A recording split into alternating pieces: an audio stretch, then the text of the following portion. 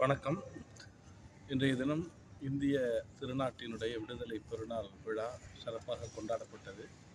புதிதாக தொடங்கப்பட்டிருக்கிற இந்த மெஸ்டன் கல்லூரி மிகுந்த எழுச்சியோடும் சிறப்போடும் இந்த சுதந்திர தின விழாவினை ஒருங்கிணைத்திருந்தார்கள்.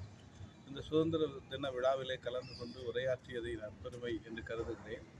நம்முடைய இந்திய அரசியல் சட்டம் உயர்த்தி பிடிக்கிற சுதந்திரம், சமத்துவம், சகோதரத்துவம் என்கிற விழுமியங்கள் ரொம்ப முக்கியமானவை. அந்த விழுமியங்களை காப்பாற்றுகிற பொறுப்பு இந்திய அரசியலமைப்பு வலியுறுத்துகிற மதச்சார்பின்மை என்கிற உயர்ந்த செம்மாந்த நெறி, அதை காப்பாற்றுகிற பொறுப்பு நம் ஒவ்வொரு இந்தியருடைய கடமை என்று கருதுகிறேன்.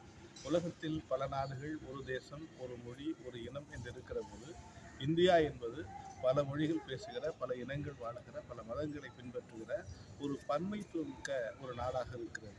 பன்மைத்துவம் என்றால் அது ஒரு சோலைக்கு சமமானது.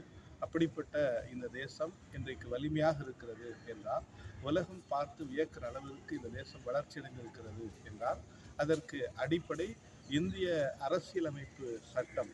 ஆசியாவின் பல நாடுகளில் அரசியல், சமூக, பொருளாதார அமைதியின்மை இருக்கிற போது இந்தியா எல்லா வளங்களும் நலங்களும் பெற்று வல்லரசு நாடுகள் வியக்கிற அளவிற்கு வளர்ந்திருக்கின்றன என்று சொன்னால், அதற்கு இந்த தேசத்திற்கு வழிகாட்டியாக இருக்கிற புரட்சியர் அம்பேத்கர் எழுதிய அற்புதமான அரசியலமைப்பு சட்டம் காரணம்.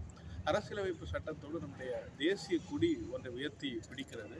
தேசிய கொடியினுடைய 4 வர்ணங்கள் 4 வருடங்களுக்கு எதிரான சமத்துவத்தை, சகோதரத்துவத்தை பறைசாற்றுகிறது. வண்ணங்களில் சிறந்தது நீலம். நீலம் என்பது ஒரு ஆழ்ந்த அமைதியையும் பறந்து விரிந்த கண்ணோட்டத்தையும் தரக்கூடியது.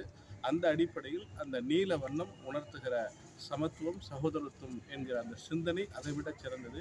அதைதான் நம்முடைய தமிழ் இலக்கியங்கள் ஒரு உலகியல் பார்வையோடு எடுத்து வைக்கிறது.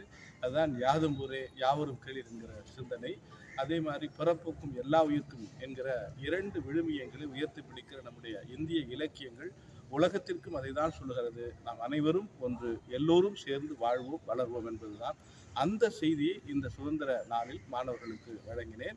இந்த செய்தியின் மூலமாக இந்த நாட்டு மக்களுடைய இறையாண்மை ரொம்ப முக்கியம்.